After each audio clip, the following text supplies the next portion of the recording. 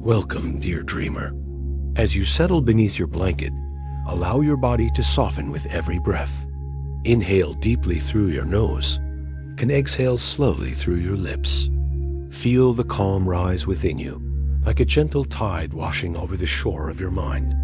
The world outside can rest for a while. This is your time to drift, to dream, and to wander softly into a story woven from peace and starlight.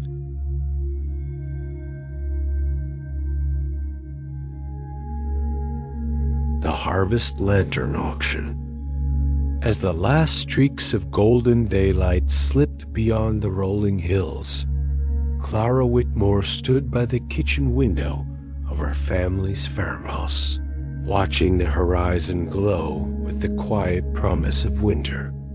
Autumn had been generous that year, heavy pumpkins, crisp pears, and the kind of bright, endless skies it made even the long chores feel like blessings. But now, in the hush between seasons, the world seemed to pause. Nothing moved outside.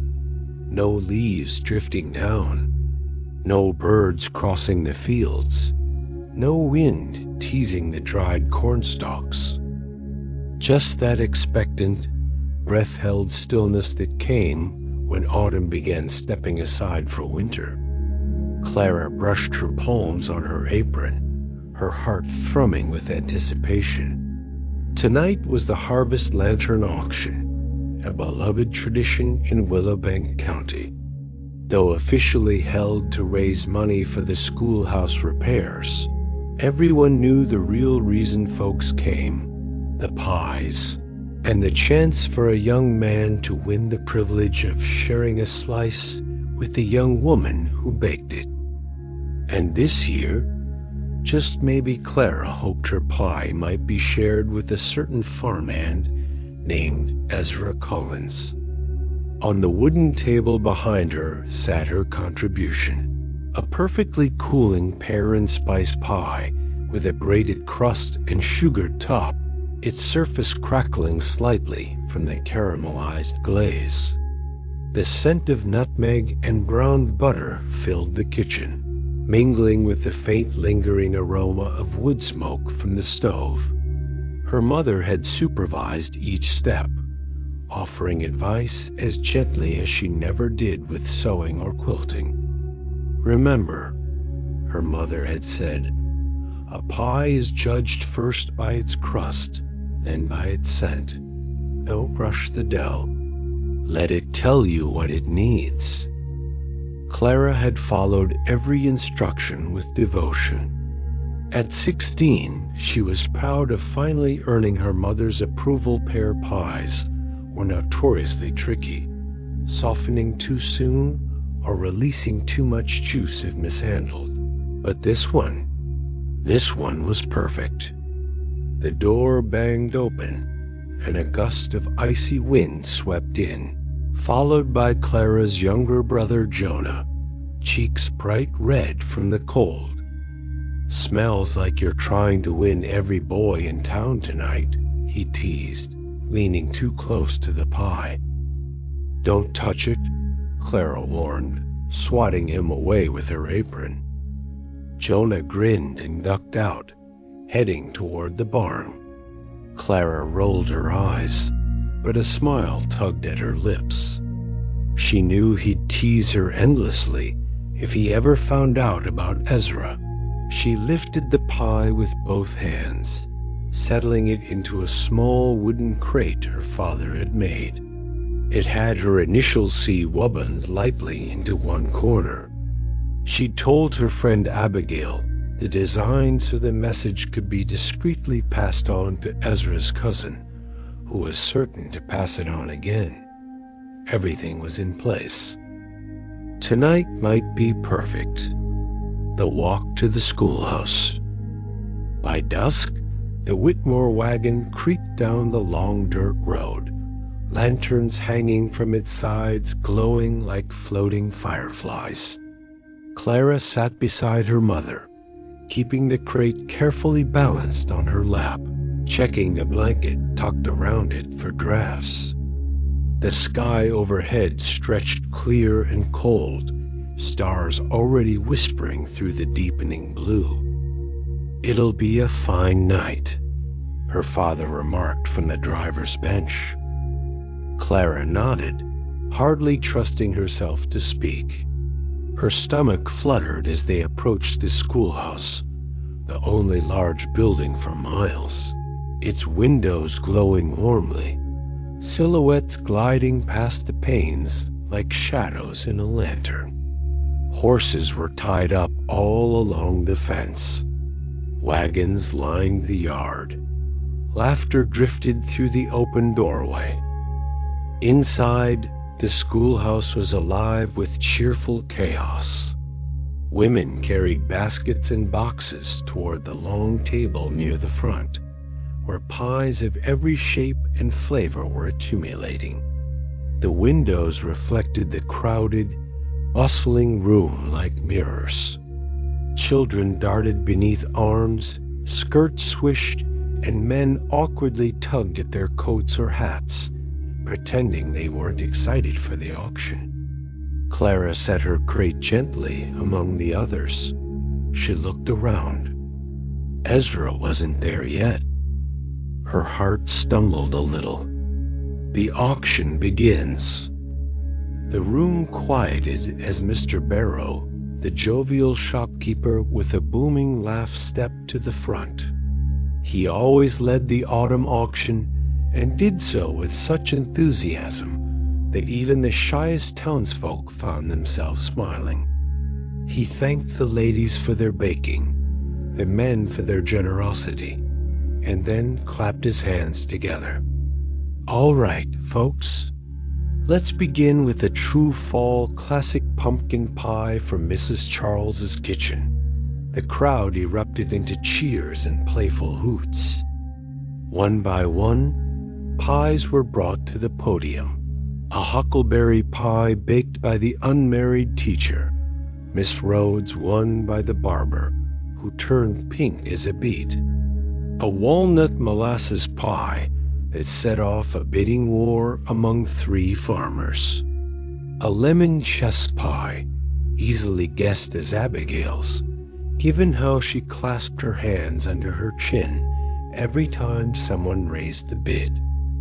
Clara clapped and laughed with the others, but her pulse remained focused on one thing. Would Ezra arrive before her pie was up? Then a hush rippled through the room as the door opened behind her. Clara felt the air shift before she even turned. Ezra. Tall, quiet, thoughtful Ezra.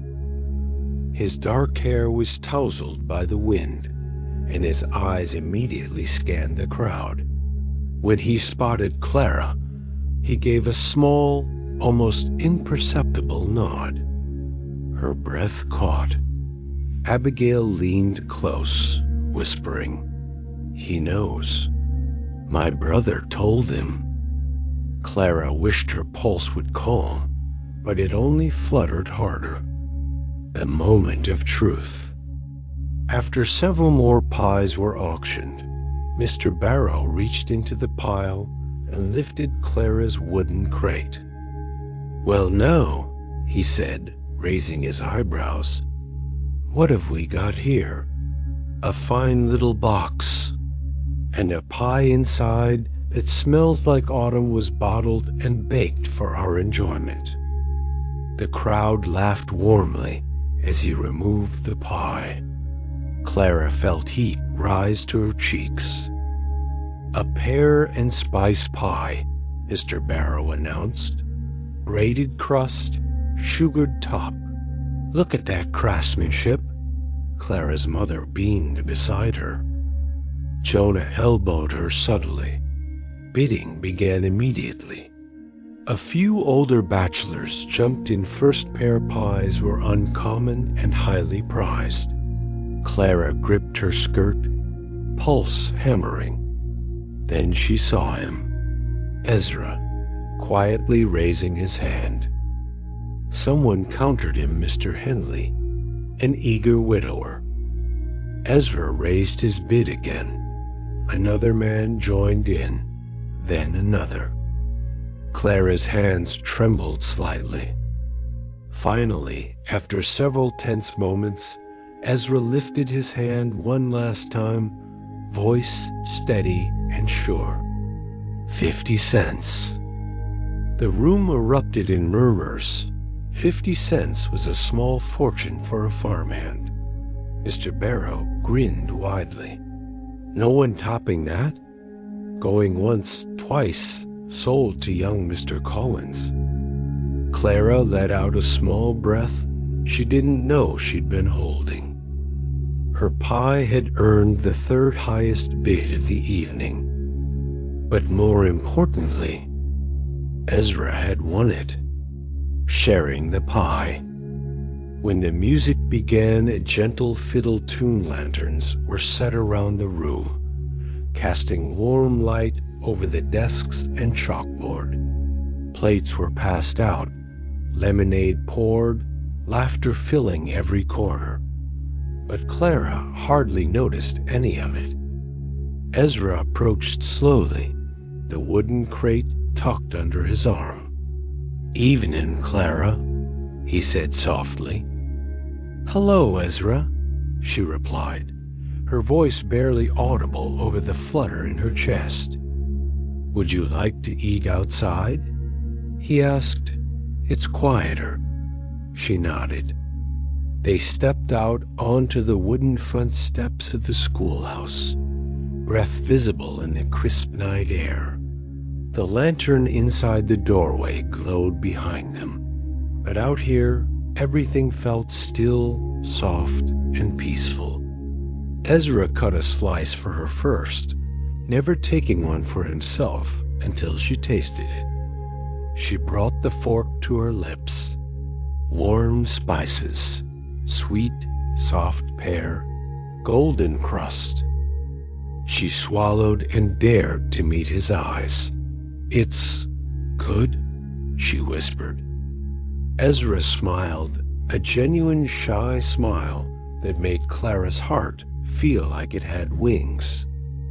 "It's the best pie I've ever had." She covered her face for a moment, feeling heat bloom across her cheeks. Ezra laughed softly. And just like that, the tension melted. They talked about the harvest season, about books they liked, about winter chores, about nothing at all and everything that mattered. Outside, the stars glittered fiercely bright. Inside, the music played on.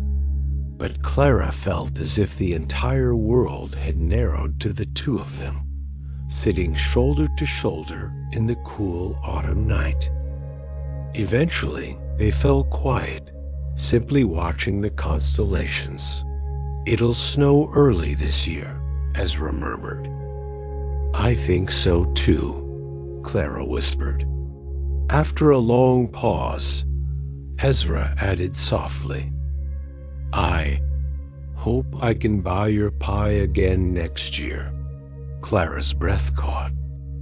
Well, I suppose I could make another," she said. "If someone were to bid for it." He glanced at her, eyes warm. "I will. The night ends." Eventually, they returned inside, where the awards from the penny voting were already being passed out. 2 men wore ribbons declaring them most forgetful husband and worst fiddler, puffing their chests proudly. Clara spotted Abigail laughing with a boy who had won her lemon chess pie. She saw Miss Rhodes talking shyly with the barber. She even saw Mrs. Charles shaking her head fondly at her husband, who wore a ribbon announcing him Best Pie-Gobbling Gentleman. The entire schoolhouse glowed with warmth and joy, neighbors connecting, friendships renewing, little romances taking root like seeds under autumn soil. Ezra helped Clara find her shawl and gloves from the crowded coat room. Before she stepped away, He touched her elbow lightly. "Would you like to take a walk after service next Sunday?" he asked. Clara's breath hitched. "I'd like that very much." The ride home. On the wagon ride home, Clara sat swaddled in wool and quilts, watching the sky deepen into velvet black. Her mother talked endlessly about the pies who baked what, who should have vented their crust longer, but Clara only half listened, smiling to herself. The stars seemed brighter tonight. The world felt bigger and smaller all at once. Jonah nudged her. "So," he whispered, "Ezra won it." She nudged him back. "Don't you dare tell Mama." He grinned, already promising he would. Clara rested her cheek against the cold window frame of the wagon, breathing warmth into her cupped hands. The road stretched ahead of them, dust rising softly beneath the horses' steady steps. And in the quiet, she wondered what pie she ought to bake next year.